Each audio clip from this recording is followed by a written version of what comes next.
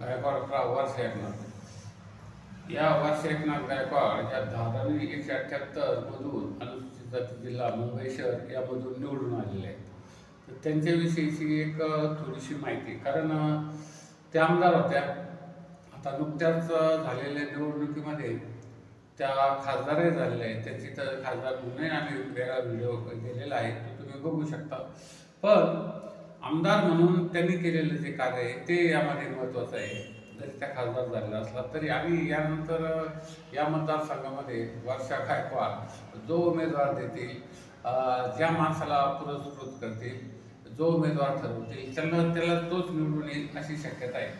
तर या वर्षा एकनाथ गायकवाड यांचा जन्म 3 फेब्रुवारी 1975 झाला असून मुंबईला त्या MSc गणित आणि BEd यांचं शिक्षण झाले. त्या मराठी, हिंदी व इंग्रजी त्यांना भाषा येतो. आणि त्यांचे जे पती आहेत ते राजू बाबू गोडसे हे पती त्यांचे. त्या सामाजिक कार्य त्यांचा छंद आहे आणि भारतीय राष्ट्रीय काँग्रेसच्या त्या नेत्या आहेत. 178 धारावी अनुसूचित जाती जिल्हा मुंबई शहरमधून त्या निवडून आलेल्या आहेत. आता निर्मल महिला मागासवर्गीय औद्योगिक सहकारी संस्थेच्या त्या अध्यक्ष असून विक्रोळी मुंबईच्या निर्मल महिला मागासवर्गीय औद्योगिक सहकारी संस्था विक्रोळी मुंबईचे अध्यक्ष असून रयत महासंघ व अभय शिक्षण केंद्र या संस्थाचे ते अध्यक्ष आहेत. आणि या संस्थाच्या माध्यमातून शैक्षणिक व सामाजिक उपक्रम त्यांनी सुरू केलेले आहेत. त्यानंतर महाराष्ट्र प्रदेश काँग्रेस कमिटीच्या कार्यकारी समितीचे ते सदस्य असून 2004 ते 2009, 2009 ते 2014 आणि 2014 ते 2019ला त्या महाराष्ट्र विधानसभेच्या सदस्य असल्यामुळे त्यांनी विधानसभेचा आमदार म्हणून चांगले काम केले. त्यानंतर 2004 ते 2008 मध्ये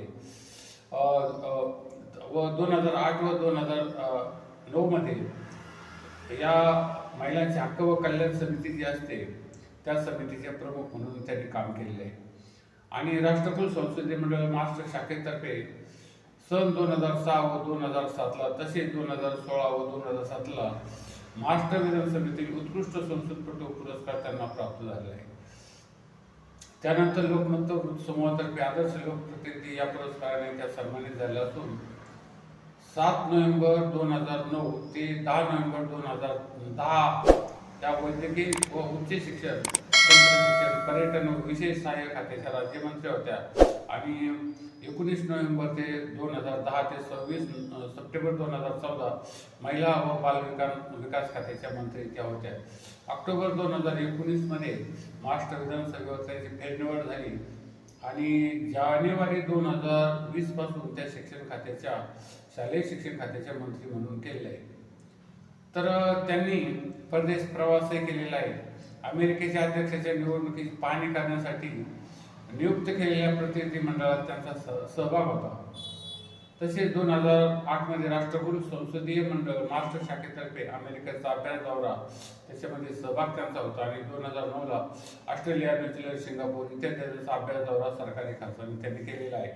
त्यानंतर त्यांनी वाचन, सामाजिक कार्य इतकं त्यांचा छंद असून त्यांचा पत्ता इमारत क्रमांक 110 फ्लॅट नंबर 701 आनंद गोवा हाऊसिंग सोसायटी, प्रतीक्षानगर, सायन, पूर्व मुंबई येथे त्या राहतात. तसंच बंगला नंबर 4 माधव कामर रोड, मंत्रालयासमोर, मुंबई 32 येथे त्यांचं राहण्यास ठिकाण असून तिथं त्यांचं ऑफिस वगैरे आहे. तर आता या वर्षा गायकवाड आमदार या 2019ला धारावी 178 धारावी अनुसूचित जाती याच्यामध्ये जे मतदान झालं वैध मतदान ते 1,19,077 इतकं मतदान झालं. त्यापैकी 53,954 हे भारतीय राष्ट्रीय काँग्रेसच्या वर्षा गायकवाड यांना मिळालं असून आशिष मोरे हे शिवसेनेचे होते, त्यांना 42,130 मतं मिळाली.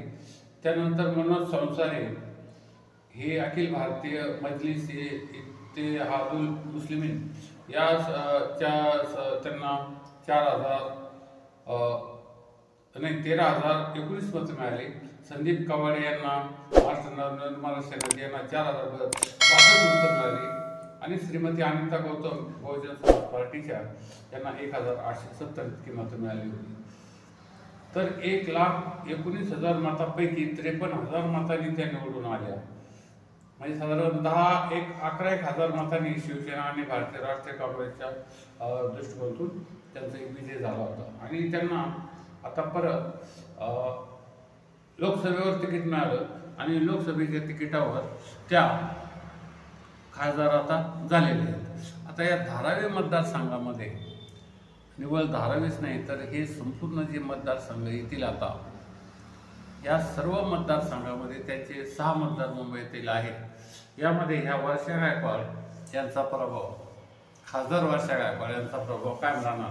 धारावीतून ते सांगतील तोच उमेदवार निवडून येणार जरी असला तरीही इतर ठिकाणी मात्र त्यांच्या म्हणण्याला जास्त मूल्य राहणार आहे. आणि म्हणून या वेळेस राजकारणामध्ये जी परिस्थिती निर्माण झाली ती तशी परिस्थिती कधीही निर्माण झाली नव्हती. अशी परिस्थिती आता निर्माण झालेली आहे. या परिस्थितीचं कारण असं की भारतीय जनता पक्ष व काँग्रेस हे एकमेकाचे विरुद्ध असे पक्ष असले तर त्यांच्या पक्षांना जे 2 पक्ष होते महाराष्ट्रामध्ये, शिवसेना त्याच्यामध्ये फूट पडली, त्यानंतर राष्ट्रवादी काँग्रेस पक्षाची इथे फूट पडली. त्यामुळं यांची ह्या 2 पक्षाचे एक गट एक काँग्रेसला आणि एक भाजपला जाऊन मिळालेला आहे. त्यामुळं संपूर्ण लोकसभा निवडणुकीमध्ये देखील विचित्र असे निकाल लागले.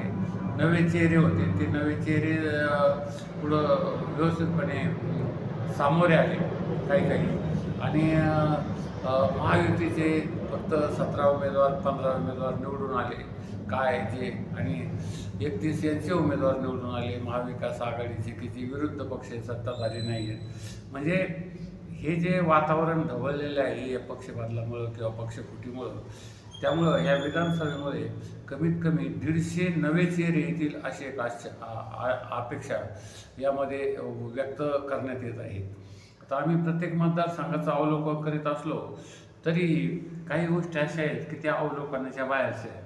कारण येथे उमेदवाराच्या कार्यापेक्षा त्याचा पैसा, त्याचे असलेले लोकसंबंध, त्यांनी केलेलं कार्य या बाबीवर लोक जास्त लक्ष देणारे आता निर्माण झालेले आहे. कारण एक निवडणूक लढवायची म्हणजे काही या रगाबायाचं काम राहिलेलं नाही आहे.